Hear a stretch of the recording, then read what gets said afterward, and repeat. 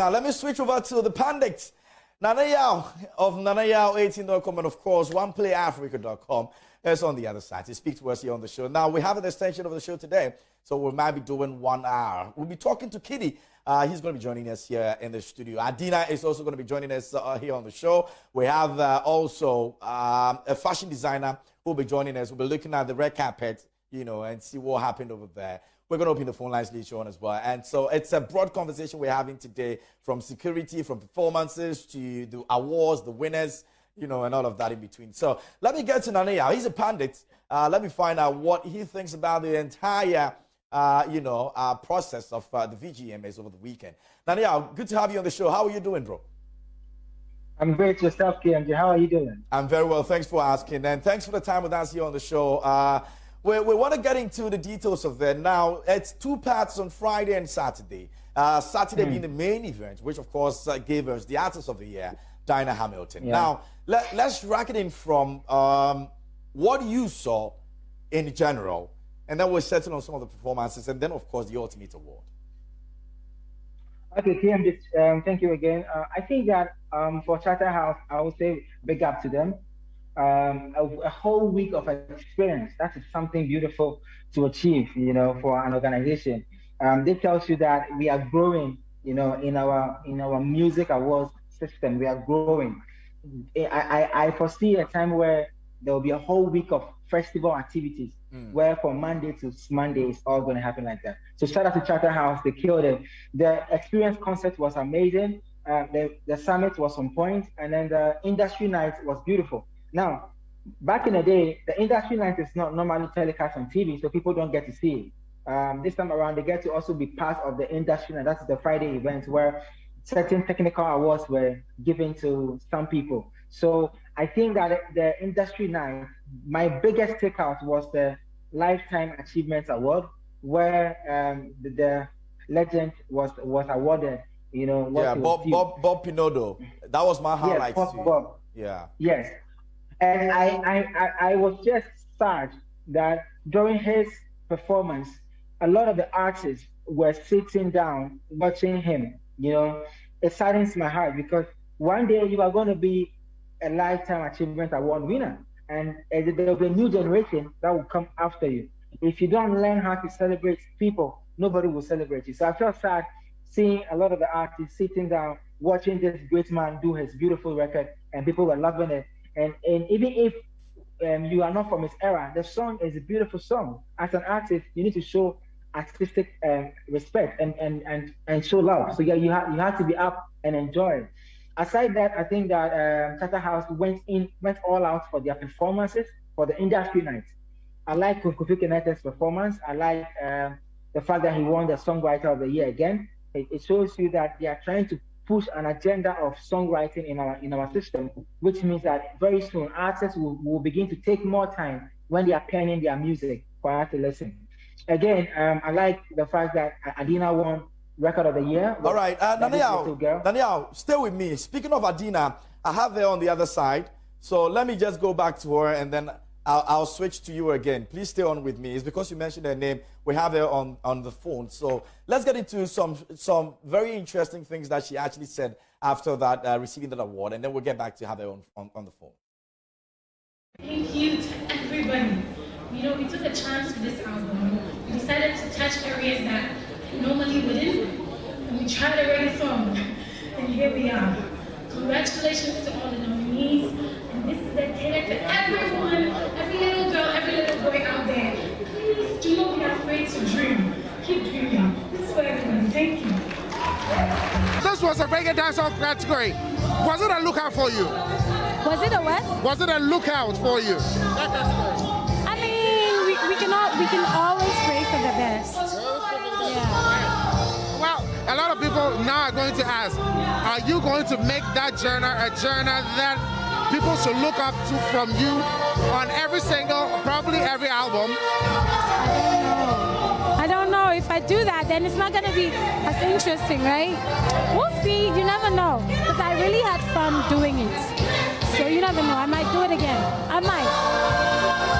Was this your very favorite on the album? Yes, everybody's favorite. Everybody. From the first day we recorded it So when we added more songs, everybody was like, wow, Charlie. So it is not by surprise, it was by sheer fluke that has gotten you an award. All right, so that's Adina over there speaking to IB at the Accra International Conference Center over the weekend for the VGMAs. Now we have her on the phone line. Daddy's little girl, how are you doing? Good morning. Good morning. I'm good. How are you? I'm very well. Thanks for asking. Congratulations to you, by the way. Thank you so much. Awesome. So now you are the woman that every reggae dancehall artist will be looking up to. Because, I mean, you've done this with all your heart.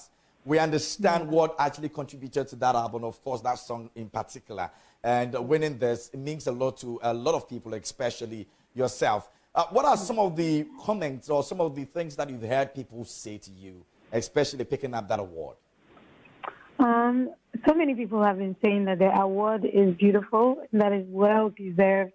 Well, basically, those are the messages that have been coming through. Everybody's like, well deserved, because that album was special, relatable, they loved it. So it's good stuff to hear. We understand the work you put into that. Going forward, on that night, did you expect that ultimately you will give you this recognition? I mean, I always wish or hope for the best. I knew that we had put in a lot of work, but once it gets to picking up an actual award, you never really know what's going to happen until the name is mentioned. So I was just hoping and praying for the best, really. And that moment when you heard your name was mentioned, before you even stood up from your seat, what ran through your mind? I was so excited, especially for Album of the Year. I was like, you know what? There are so many people that contributed to the making of this album that if they do mention my name, I don't want to leave out. So I did a speech on my phone ahead of time to say, you know what? I'm just putting this out there into the universe. If it's me, this is what I want to say. So I was just like, okay, let's see, fingers crossed, you know. And when they mentioned my name, I'm like, oh my God, I'm so happy because a lot of people came together to make it happen. And it's good to see that their efforts are also recognized. The album award is not just for me, it's for all of us. So yeah, I was really happy.